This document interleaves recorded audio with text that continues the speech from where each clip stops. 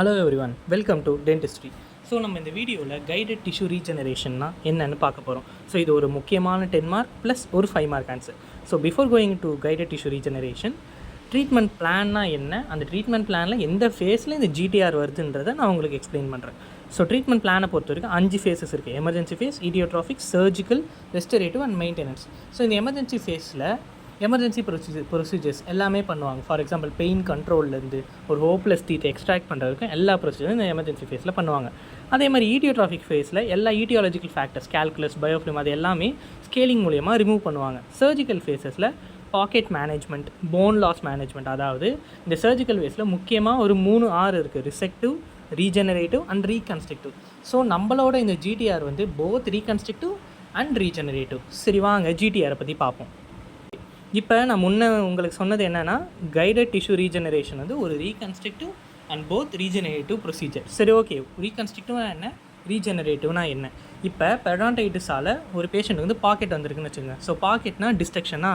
So அந்த destruction இருக்க இடத்த நம்ம வந்து 2 விதமாக நம்ம வந்து மேனேஜ் பண்ணலாம்.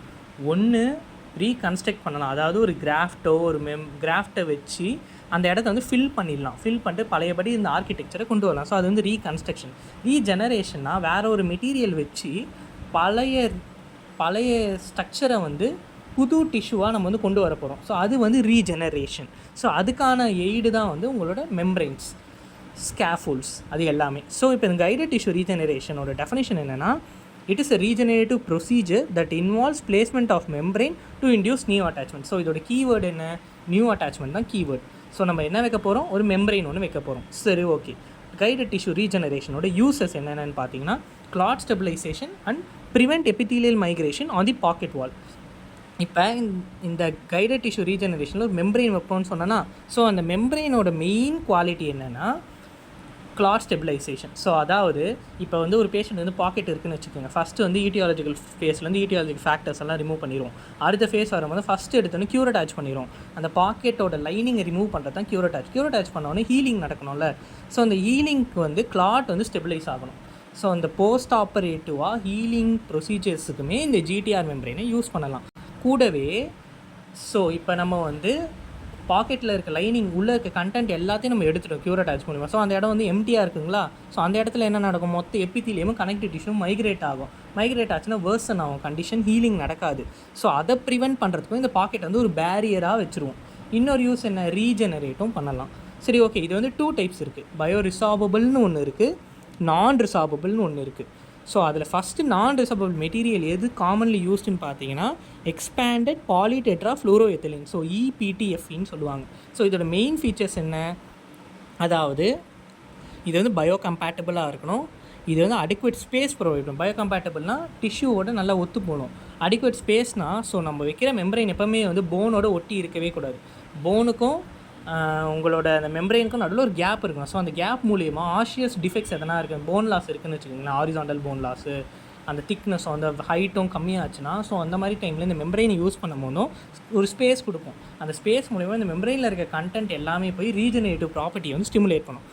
ஸோ கூடவே வந்து இதில் வந்து இந்த மெட்டீரியல் வந்து மேனேஜபிளாக இருக்கணும். இதில் வந்து பேரியர் கெப்பாசிட்டி இருக்கும். ஸோ முன்ன கிளாட் ஸ்டெபிலைசேஷன் சொன்னல, அந்த பேரியர் கெப்பாசிட்டி இருக்கணும். டிஷ்யூ வந்து இன்டெகிரேட் ஆகணும். டிஷ்யூவோட இது வந்து நல்லா ஒத்து போகணும். ஸோ இது வந்து அடுத்த property. So coming in to the next one வந்து ப்ரொசீஜர். சரி, ஓகே. இந்த மெம்பரைனை பற்றி பார்த்துட்டோம். நான் பயோ ரிசார்பபிள்லாம் என்னன்னு சொல்லிட்டேன். இப்போ அடுத்து வந்து ப்ரொசீஜரை பார்த்தீங்கன்னா, ஃபஸ்ட்டு எடுத்த உடனே இதுதான் வந்து அந்த பாக்கெட் இருக்க டீத்துன்னு வச்சுக்கோங்க. இங்கே தான் வந்து உங்களுக்கு வந்து பாக்கெட் இருக்குது, அந்த எபித்தீலியம் வந்து இறங்கியிருக்கு. ஸோ இப்போ இந்த பாக்கெட் இருக்க இடத்த வந்து ஃபஸ்ட்டு எடுத்தோன்னே என்ன பண்ணுவோம்னா, இது உள்ளே தான் மெம்பரைன் வைக்க போகிறோம். ஸோ இந்த இடத்துல தான் மெம்பரைன் வைக்க போகிறோம். ஸோ மெம்பரைன் வைக்கணும்னா மெயினாக என்ன பண்ணணும், ஸோ இங்கே இருக்கிற இந்த எபித்தீலியம் வந்து ரிமூவ் பண்ணணும். அதுக்கு பேர் தான் வந்து ஃப்ளாப் ரிஃப்ளெக்ஷன்னா ஒன்றுமே இல்லை, மேலே இருக்க அந்த இந்த லைனிங்கை ரிமூவ் பண்ண போகிறோம். ஸோ இங்கே நம்ம எடுக்க போகிறது வந்து கெரட்டினைஸ்ட் மியூக்கோஸாவை தான் எடுக்க போகிறோம், ஃப்ளாப்பாக ரிஃப்ளெக்ட் பண்ண போகிறோம். ஸோ கெரட்டினைஸ்ட் மியூக்கோஸா எங்கே இருக்கும்னு கேட்டிங்கன்னா, உங்களோட அட்டாச்சிஞ்சேவை தான் கெரட்டினைஸ்ட் மியூக்கோஸா. அதை வந்து ரிஃப்ளெக்ட் பண்ண போகிறோம். ரிஃப்ளெக்ட்னா எலிவேட் பண்ண போகிறோம். கூடவே வந்து ரிஃப்ளெக்ட் பண்ணிட்டோன்னே என்ன ஆகும், உங்களுக்கு வந்து ரூட் சர்ஃபேஸ் தெரியுமா, அந்த ரூட் சர்ஃபேஸில் பிளானிங் அண்ட் க்யூர் அட்டாச் பண்ண போகிறோம். பிளானிங் அண்ட் க்யூர் அட்டாச் பண்ணுறதால எது ரிமூவ் ஆகும்னா, கிரானுலேஷன், டிஷ்யூஸ் எல்லாமே ரிமூவ் ஆயிரும். அதுக்கப்புறம் இரிகேட் பண்ண போகிறோம். அடுத்து வந்து நம்ம வந்து மெம்பரைன் வைக்க போகிறோம். ஸோ இந்த மெம்பரைன் எப்படி வைக்க போகிறோம்னா, இந்த போனுக்கும் மெம்பரைனுக்கும் நடுவில் ஐடியலாக ஸ்பேஸ் இருக்கணும். ஸோ இந்த ஐடியலாக ஸ்பேஸ் வர வரைக்கும் நம்ம வந்து இந்த மெம்பரெயின் வந்து புஷ் பண்ணலாம். ஸோ நெக்ஸ்ட் வந்து ஒன்ஸ் மெம்பரெயின் வச்சோன்னா ஃப்ளாப்பை க்ளோஸ் பண்ணிவிட்டு பெரிடான்டல் பேக் வச்சு மூடிடுவோம். சரி, ஓகே, இந்த மெம்பரெயின் ப்ளேஸ் பண்ணிட்டோம். அடுத்து என்னென்ன ரிசல்ட்ஸ் கிடைக்கும்னு பார்த்தீங்கன்னா, ஒரு 1 year to 6 months கேப்பில் உங்களுக்கு வந்து ப்ரோபிங் டெப்த் வந்து கம்மியாகும், போன் லாஸ் கம்மியாகும், ஹீலிங் ப்ரொமோட் ஆகும், அட்டாச்மெண்ட் இன்க்ரீஸ் ஆகும், கிரானுலேஷன் பிரிட்ஜுமே கூட ஃபார்ம் ஆகும். ஸோ இதோட மேஜர் காம்ப்ளிகேஷன் நான் உள்ளே வச்ச மெம்பரெயின் வந்து ரிசார்வ் ஆகாதுன்னு சொன்னேன். ஸோ நம்ம கண்டிப்பாக செகண்ட் சர்ஜரி பண்ணி ஆகணும். ஸோ செகண்ட் சர்ஜரி பண்ணும்போது என்ன ஆகும், நம்ம வந்து ஃப்ளாப்பை வந்து எலிவேட் பண்ணுவோம். ஃப்ளாப் எலிவேட் பண்ணுறதெல்லாம் என்ன ஆகும், அந்த இடத்துல வந்து பாக்டீரியல் எக்ஸ்போஷர் நடக்கும். சலைவா வந்து எக்ஸ்போஸ் ஆகும், சலைவாவில் இருக்க மைக்ரோ ஆர்கன்ஸுமே இப்போ எக்ஸ்போஸ் ஆகும், இல்லை நம்ம யூஸ் பண்ணுற இன்ஸ்ட்ருமெண்ட்லேருந்து வர மைக்ரோ ஆர்கன்ஸுமே எக்ஸ்போஸ் ஆகும். ஓகேங்களா? அதனால் வந்து காம்ப்ளிகேஷன் என்ன, மெயின் காம்ப்ளிகேஷன் ஹீலிங்கே நடக்காது. அந்த இடத்துல ரீஜெனரேட்டிவ் ஆன இடத்துல ஹீலிங் நடக்காது. ஸோ சிமிலர்லி அந்த மாதிரி டிஸ்கம்ஃபர்ட் ஓவர் கம் பண்ணுறதுக்காக தான் பயோ ரிசார்பபிள் மெம்பரெயின்ஸை கொண்டு வந்தாங்க. ஸோ இது வந்து 3 டைப் இருக்குது: porcine collagen, calcium sulphate, polygalactic acid. So இதோட அட்வான்டேஜ் என்னது? இதோட அட்வான்டேஜ் பார்த்திங்கன்னா செகண்ட் சர்ஜரி தேவையில்லை.